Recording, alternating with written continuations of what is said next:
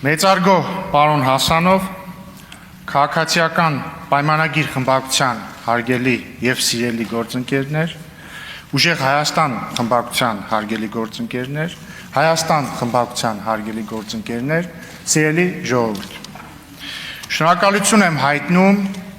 իմ հարազատ քաղաքացիական պայմանագիր խմբակցությանը իմ թեկնածությունն առաջադրելու համար եւ շնորհակալություն եմ հայտնում Տիկին Մանավազյանին իմ հասցեին բարի եւ տեղտեղել չափազանցված խոսքեր ասելու համար։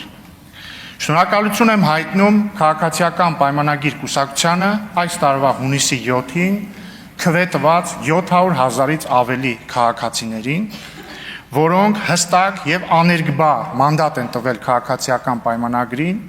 շարունակելու ժողովրդավարական բարեփոխումները, շարունակելու խաղաղության օրակարգը, կազմելով կառավարություն։ Սիրելի ժողովուրդ, հունիսի 7-ին դուք պաշտպանեցիք Հայաստանը։ Դուք պաշտպանեցիք Հայաստանի ինքնիշխանությունն ու անկախությունը, դուք պաշտպանեցիք հայկական ժողովրդավարությունը եւ այժմ եկել է լավ ապրելու ժամանակը։ Այժմ եկել է խաղաղության պայմաններում առանց հակամարտության, առանց պատերազմների երեխաներ ունենալու եւ նրանց մեծացնելու ժամանակը։ Ես ասել եմ քարոզարշավի մեկնարկին եւ ուզում եմ կրկնել հիմա։ Իմ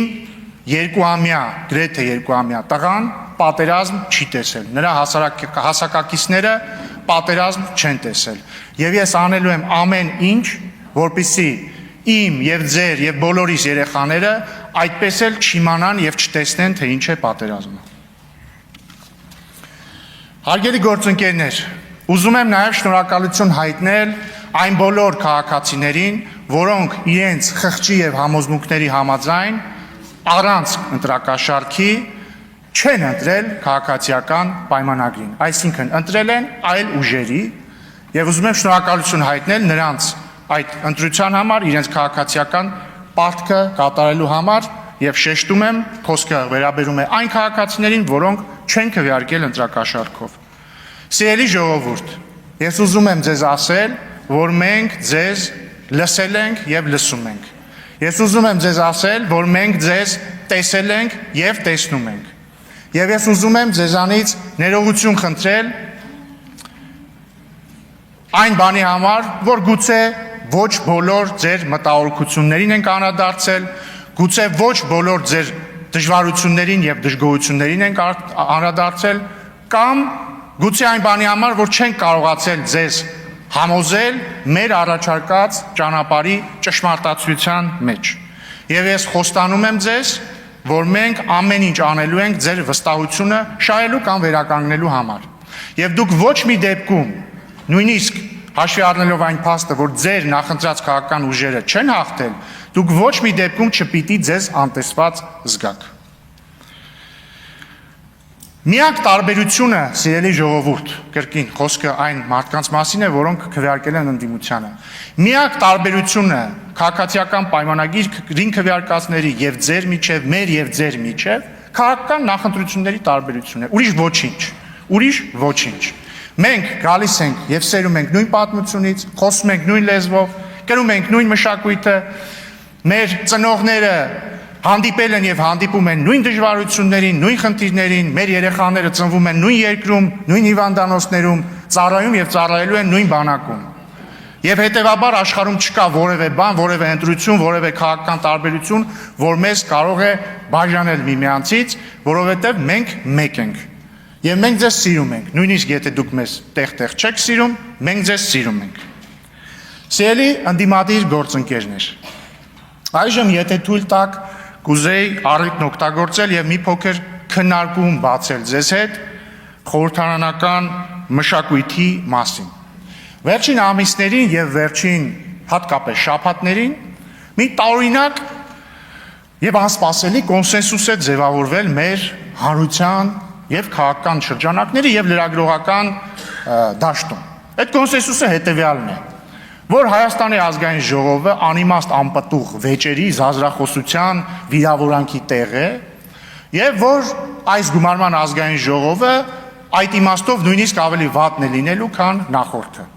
Համատարած համազգային կոնսենսուս է սա, կարծես թե, Ընդ որում կապ չունի մարդը իշխանամետ տա ընդդիմադիր է, բոլորը կարծես թե մեզ համար այդպիսի ճակատագիր են կանխագուշակում։ Եվ ես ուզում եմ ձեզ առաջարկել, որպեսզի մենք միասին կոտրենք այս նախախնամությունը կամ անեծքը, ոնց ուզում եք դա կոչեք։ Բայց ինչպես։ Ես բնականաբար այնքան միամիտ չեմ, որ կարծեմ, որ կարող ենք հենց հիմա բոլորս պայմանավորվել, որ դե գիտեք ինչ կա, եկեք բարեկիրթ լինենք, եկեք, չգիտեմ, չվիրավորենք միմյանց եւ ամեն ինչ լավ կլինի։ Դա ինչ ասեմ։ Դա կլինի պատրանք, դա կլինի խաղաղություն աշխարհինի տիպի կենաց։ Ես ինչ եմ առաջարկում։ Ես առաջարկում եմ հասկանալ պատճառը, լավ, ինչու է Հայաստանի խորհրդարանում վերջին տարիներին ձևավորվել այսպիսի մշակույթ։ Ինչի է խորհրդարանը դարձել անիմաստ անպտուղ զազրախոսության հոմանիշ։ Եվ ես ունեմ իմ տարբերակը, իմ բացատրությունը, ես կներկայացնեմ իմ բացատրությունը եւ իմ առաջարկած լուծումը, ամենևին չհավակնելով Վերին Ատյանի ճշմարտության խոսափող լինելու դերին։ Եվ հրավիրում եմ ձեզ քննարկման, եթե պատե կհամարեք, նկատի ունեմ այս ամբիոնից հետո։ Ես կարծում եմ, որ կա մեկ ֆունդամենտալ պատճառ, թե ինչու է 2018 թվականից սկսած եւ հատկապես 2020 թվականի պատերազմից հետո խորհրդարանը դարձել այսպիսի անհանդուրժող վայր։ Այդ պատճառը հետեւյալն է։ Ըստ իս գլխավոր պատճառը ընդդիմության կողմից ժողովրդի ընտրության չընդունումն է եղել։ Կրկնում եմ, դա սկիզբ է առել Թավշյա հեղափոխության հաղթանակի օրվանից սկսած, բայց շատ ավելի ահագնացել է 2020 թվականի 44-օրյա պատերազմից հետո։ Ուշադրություն դարձեք, չեմ ասում է չհաշտվելը ընդդիմության, որովհետև նորմալ է, որ ընդդիմությունը չհաշտվի ընտրությունների արդյունքների հետ կամ ժողովրդի ընդունած որոշման հետ։ Այն իմաստով, որ կարծի, որ հաղթած ուժի ճանապարհը սխալ է եւ պետք է այլ ճանապարհ որդեգրել եւ բնական է, որ ընտրությունների հաջորդ օրվանից սկսած ընդդիմությունը պետք է փորձի համոզել մարդկանց, որ իրենց ընտրությունը սխալ է եղել եւ ճիշտ ընտրությունը կլիներ ընտրել ընդդիմության ճանապարհը։ Բայց խնդիրը, երբ որ ընդդիմությունը չի ընդունում ժողովրդի ընտրելու իրավունքը կամ ընտրությունը։ Նախորդ գումարման ազգային ժողովում պատգամավորներից մեկը հանրապետական կուսակցության անդամ 2018 թվականի Թավշյա հեղափոխությունը անվանում էր իշխանազավթում, անընդհատ անվանում էր իշխանազավթում։ Եվ այս նոր գումարման խորհրդարանում նույնպես կան պատգամավորներ, որ այս տարիների ընթացքում բազմաթիվ անգամ վիճարկել են ժողովրդի ընտրությունը։ Օրինակ, այս գումարման խորհրդարանում էլի կա նորընտիր պատգամավոր, որը 2018 թվականի հեղափոխությունը անվանում է թուրք-ադրբեջանական հեղափոխություն։ Եվ այսպիսով վիճարկում է եւ չի ընդունում են փաստը, որ 2018 թվականին Հայաստանի ժողովրդի գերակշիռ մեծամասնությունը, այդ թվում հրապարակներում հավաքված 100 հազարավոր քաղաքացիները ընտրել էին Սերժ Սարգսյանին եւ հանրապետական կուսակցությանը իշխանությունից հեռացնելու ճանապարհը, կատարել էին ընտրություն։ Եվ դա անվանել թուրք-ադրբեջանական կամ ցանկացած այլ տեղից թելադրված գործողություն, նշանակում է նսեմացնել ժողովրդի ընտրելու իրավունքը։ Նույն կերպ ամբողջ ընդդիմությունը, որը թե նախորդ խորհրդարանում, թե այս գումարման խորհրդարանում գլխավորապես կամ նախկին իշխանությունների ներկայացուցիչներից է կազմված, կամ մարդկանցից, որոնք առնվազն մեծապես փոխկապակցություն են ունեցել նախկին իշխանությունների հետ, հրաժարվել են ընդունել 2018, 2021 եւ հիմա 2026 թվականի ընտրություններում ժողովրդի ընտրությունը։ Եվ կրկին ուզում եմ շեշտել, ճիշտ հասկացեք ինձ, խոսքը ընտրությունը չընդունելու մասին է, ոչ թե կարծելու մասին, որ այդ ընտրությունը սխալ էր։ Ցանկացածը կարող է կարծել, որ ընտրությունը սխալ էր կամ պետք չէր այդպիսի ընտրություն անել, դա ընդդիմության իրավունքն է։ Բայց սիրելի գործընկերներ, ընդդիմադիր, դուք պարտավոր եք ընդունել ժողովրդի ընտրությունը։ Եվ մենք էլ ենք պարտավոր ընդունել ժողովրդի ընտրությունը։ Եվ ինչի է բերել այս իրավիճակը։ Այս իրավիճակը բերել է հետևյալին, որ իշխանությունն էլ իր հերթին, տեսնելով, որ ընդդիմությունը չի ընդունում ժողովրդի ընտրելու իրավունքը, ժողովրդի ընտրությունը չի ընդունում, ընդդիմությանը սկսել է վերաբերվել որպես հակաժողովրդավարական, հակապետական ուժերի։ Եվ դա բերել է այս իրավիճակին։ Մեկ այլ հարգամանք է ընդդիմության կողմից խորհրդարանական աշխատանքը։ Տեսեք, նախորդ գումարման խորհրդարանում երկու ընդդիմադիր խմբակցությունները, որից մեկը վերընտրվել է, ավելի փոքր կազմով, բայց վերընտրվել է, չեն մասնակցում խորհրդարանական աշխատանքներին բառից նորմալ իմաստով։ Ինչու՞։ Որովհետև երբ որ դու համարում ես, որ 2018 թվականին իշխանության են եկել իշխանազավթները կամ 2018 թվականի հեղափոխությունը թուրք-ադրբեջանական պրոյեկտ էր, եւ երբ որ դու ամբողջ քարոզարշավի ընթացքում ասում ես, որ եթե քաղաքացիական պայմանագիրն ընտրվի, ապա, չգիտեմ, 5 օրի հետո Հայաստանը կործանվելու է, բնական է, որ երբ որ դու գալու ես ազգային ժողովի դալի, դու չես կարող աշխատել անգլերեն ասած business as usual տրամաբանությամբ, որովհետև դու ապոկալիպտիկ քարոզարշավ ես տարել, դու ապոկալիպտիկ բաներ ես ասել։ Եվ ստեղծում է փակ շղթա, երբ որ ընդդիմությունը քարոզարշավի ժամանակ կամ քարոզարշավից առաջ նույնիսկ իր ընտրողներին այդ ապոկալիպսիսն է ներշնչել, եւ երբ որ գալիս է արդեն խորհրդարան, իր ընտրողներն էլ հակառակ բանն են ասում են, բայց մի վարքյան, դու ո՞նց կարող ես բարևել քաղաքացիական պայմանագիր կուսակցության պատգամավորին, չէ՞ որ ինքը դավաճան սրիկա է, դու ո՞նց ես իրան բարևում։ Եվ ստեղծում է փակ շրջան, ռադիկալացման փակ շրջան է ստեղծվում։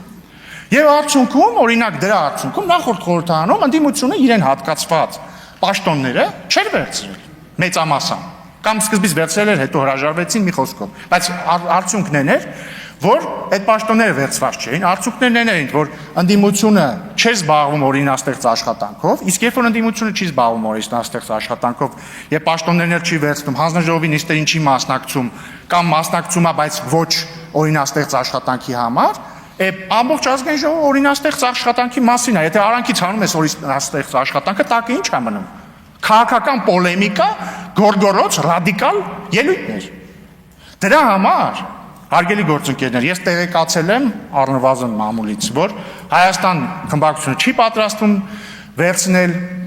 եւ ուղղեք ինձ եթե սխալ եմ իհարկե չի պատրաստվում վերցնել իրեն հասանելիք պաշտոնները մամուլից կարդացել են որ ուժեղ Հայաստանը պատրաստվում է վերցնել ուզում եմ ողջունեմ դա եւ Հայաստան խմբակցությանն էլ հորդորում են փոխել իրենց որոշումը եթե հարկ կհամարեն որովհետեւ մենք սիրելի գործընկերներ մի կես ժամ առաջ երթում ենք տվել մենք ստորագրել ենք այդ երթման տեքստը մենք միասին ենք կանգնել շատ ուշադրիր չեմ եղել ընդդիմադիր գործընկերները կանգնել են թե չէ եթե չեն կանգնել վատա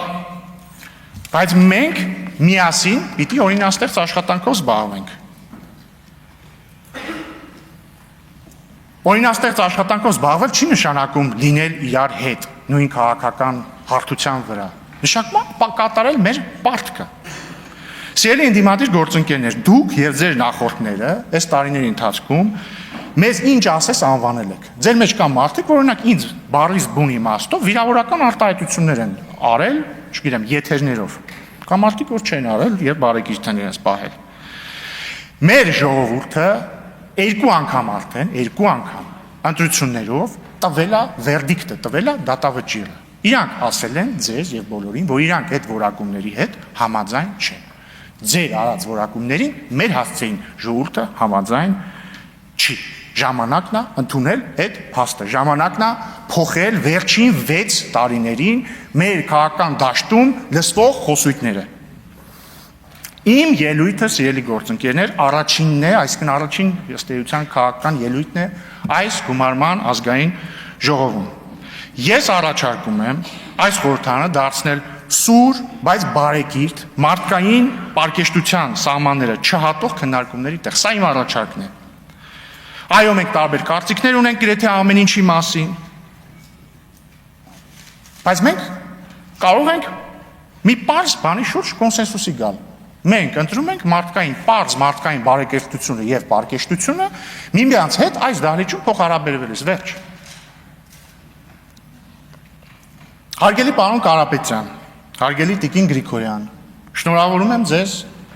համապատասխանաբար ուժեղ Հայաստան եւ Հայաստան խմբակցությունների ղեկավարներ ընտրվելու կապակցությամբ։ Ես բնականաբար միամիտ չեմ եւ չեմ ակնկալում, որ ձեր խմբակցությունների падգամավորները քվեարկելու են ինձ որպես ազգային ժողովի նախագահ։ Չնայած մարդ է Տիկին Գրիգորյան, կարող է դուք քվեարկեք։ Բայց չեմ ակնկալում։ Ես առաջարկում եմ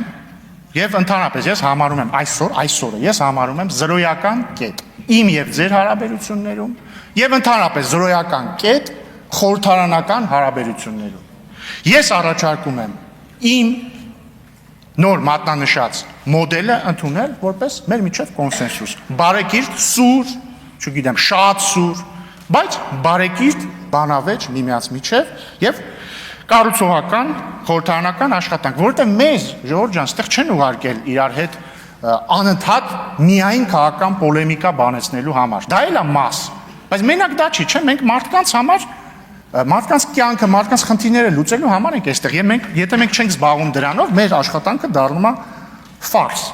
Եվ եթե դուք ընդունում եք իմ առաջարկը, ես ձեզ երաշխավորում եմ եւ կարծում եմ Տիկին Մանավազյանը նույնպես երաշխավորում է, որ քաղաքացիական պայմանագիր խմբակցության կողմից կլինի համապատասխան վերաբերմունք։ Եթե դուք չեք ընդունում իմ առաջարկը եւ այլ առաջարկներ ունեք կամ կարծում եք, որ պետք է շարունակել գործել արդեն վաղուց հնացած, բազմիցս ծեծված ու տրորված ճանապարհով, ապա քաղաքացիական պայմանագիրը առավել քան պատրաստ է դրան բառիս ամենակոշտ իմաստներով։ Ելույթս ուզում եմ ավարտել իմ անսահման շնորհակալությամբ բոլոր այն մարդկանց, որոնք ընկել են, որպեսզի այսօր Հայաստանի Հանրապետությունը գոյություն ունենա, ընկել են, որպեսզի մենք հնարավորություն ունենանք անկախ Հայաստանի ազգային ժողովում առաջին նիստ գումարել։ Փառք նահատակներին եւ կեցե Հայաստանի Հանրապետություն։